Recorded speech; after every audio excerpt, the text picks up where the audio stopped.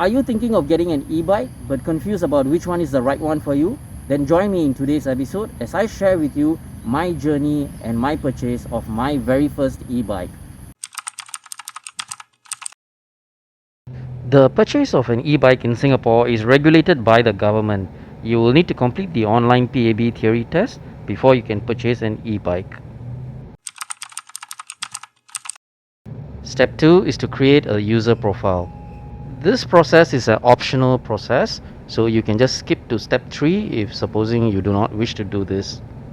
However, creating a profile, I actually find that it enabled me to identify what I am looking for in an e-bike. The profile contains details about you and what you expect from your purchase. For the purpose of this video, let's use G-Man, which is my profile. So my profile is something like this. My weight is at 80.5 kg, and well, any medical issues, I have a knee injury from my workplace, which happened like about 10 years ago. So my knee, I cannot bend it too far off. And well, the gig status that I am actually looking at is part-time, because I want to enhance my earning capacity using this gig work. Since I already have a full-time job, I'm actually constrained on the number of hours that I can actually work as a gig work. So I have listed down the available hours that I would be able to work doing food delivery. As I finish work at about 5:30 p.m., by the time I hit back home, take a shower, and have my dinner, I would most likely be able to go out at about 7 p.m. And from there, I estimate maybe about 3 to 4 hours. However, weekends and public holidays, I hope to do like some work in the morning as well as in the afternoon and stretching all the way to night during Saturdays. Sundays, I prefer to work in the mornings only. Afternoons, most likely, I will be taking the time off to just relax at home and do my YouTube videos. Now, in the beginning, when I was looking around for an e-bike, I wasn't really that into the creation of this channel. I mean, I had already created this channel, but my main concern was actually to work around my neighborhood. There is a reason why I actually listed all these, and I will explain my reasoning as we go to the next segment of this video. Now that I have my profile ready, let's go look at some e-bikes. The nearest MRT station would be Clarke Quay, and just opposite Clarke Quay Central is Hong Kong Street. So just head down Hong Kong Street beside the Maybank building and you will reach the e-bike shop shortly. I never knew Hong Kong was in Singapore. Oh my god. Okay viewers, I have reached the e-bike shop at Hong Kong Street. Let's head in and check the shop out. Today's video was made possible by Ekolife. Carrying a diverse range of e-bikes and related accessories, Ekolife is a one-stop solution for you. New buyer? No problem. Trade-in? No problem. Pay by installment? No problem. Repair or servicing? No problem. Manned by an elite team of trained service crew and technicians, the wonderful people of Ekolife are here to provide you with up-to-date information and guide you every step of the way so you can make an informed purchase decision. Their shops features a diverse range of accessories to kit out your cycling journey. From helmets to seats to phone mounts, they have it all. So don't so bojo! Visit Ekolife to start your cycling adventure. And now, let's get back to our video. Although the e-bike market in Singapore is small and there are only a handful of e-bikes which are meant specifically for food delivery riders, we still have to make a decision based on our own needs and wants and how we want to work. So let's take a look. Some of the things which you might like to take note of as a checklist when you're going to view e-bikes would be, of course, the battery size, the motor, and some of the little details would be stuff like the speed mode, brakes, what kind of brakes, whether it's disc brakes or clamp brakes, whether there's a rear rack built in for your food delivery rack to be installed, is there a built-in horn, lights, if there are mud guards, what is the tire size, whether the bike is foldable or not depending on your preference, what is the weight of the e-bike, as well as what kind of warranty, and of course whether it fits your budget. Mike from Ekolife at their Hong Kong branch kindly showed me which are the e-bikes which are favored by food delivery riders. So let's take a look. The first e-bike that I saw was the Rogi Max Plus. This bike was actually featured in their Windows display quite prominently, and it had two eye-catching colors. One was this turquoise-like color, and another one was a dark army green color. Battery is at 36 volts and 21 Ah battery size, and the motor is a 250 watt motors, and the speed on this is 3 speeds: mode 1, mode 2, and mode 3. The front and rear have disc brakes, however there is no chain guard. The LCD display is in color, and it also features its own light and horn switches as well. It comes with its own mudguards, so you don't need to buy it separately, and the warranty period for this is at 6 months. And now let's take a look at how well this e-bike checklist matches with my profile. As you can see, this e-bike has a middle stem, so straight away I know that this e-bike is preferably not for me. Due to my injury, I prefer a lower base design whereby the movement of my leg is not restricted, so that it will make getting on and off the bike easier. Next up, we have the J-Move MC or G-Move MC. G-Move MC is one of the two most popular e-bikes in Singapore, and there is a reason for it, which I will share with you at the end of my video. This small e-bike has a 36 volts 20.8 Ah battery and has a 250 watt motor and 5 speed mode. It comes with disc brakes, mudguards, and a rear rack. And the best part about this e-bike is that it's actually a foldable e-bike, so you can bring it along with you wherever you go to do deliveries in other zones with high fee boosts or shift zones. The tires are 14-inch tires. They have integrated rear and front lights, and there is no horn. However, a bicycle bell is actually provided. This e-bike is actually very popular, as you know, like what I mentioned, it enables a food delivery rider to bring it in the MRT or bus and do food delivery in any part or any zone of Singapore. So thus you can actually take advantage of the fact that there are like certain areas which has like higher fee boosts or zones. You can actually travel to that area to do food delivery.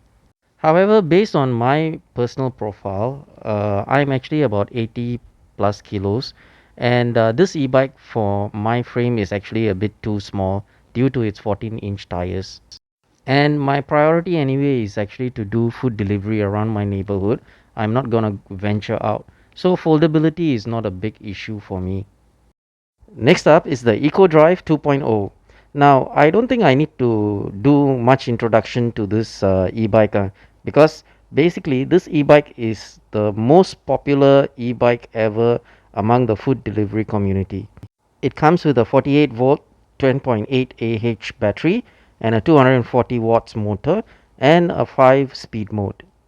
It comes with a built-in rear seat which is actually removable. You can remove it and it exposes the rear rack, whereby you can attach a food delivery rack to it.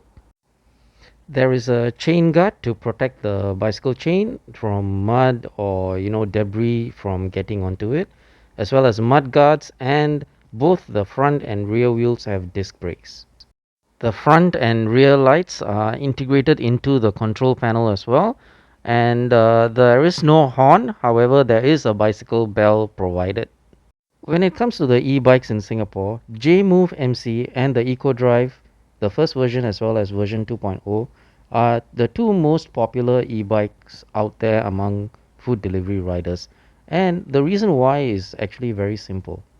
The upgradability of these two e-bikes to get a boost in your power as well as your mileage is very easy for these two e-bikes.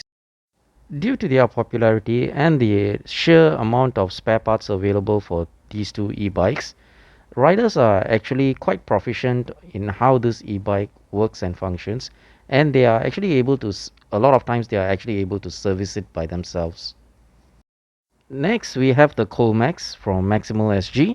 This contains a 48 volts 12.8 Ah battery with a 250 watts motor and 3 speed mode settings. It comes with a built-in rear rack, mudguards and a chain guard as well. It comes with the integrated front and rear lights as well as the integrated horn as well. And the brakes, well, the brakes are front brakes are disc brakes and the rear brakes are the clamp brakes. The Kol Max is more of a closed system when compared to the EcoDrive 2.0. It features a design closer to a traditional bicycle. I find my personal comfort level on this to be quite excellent.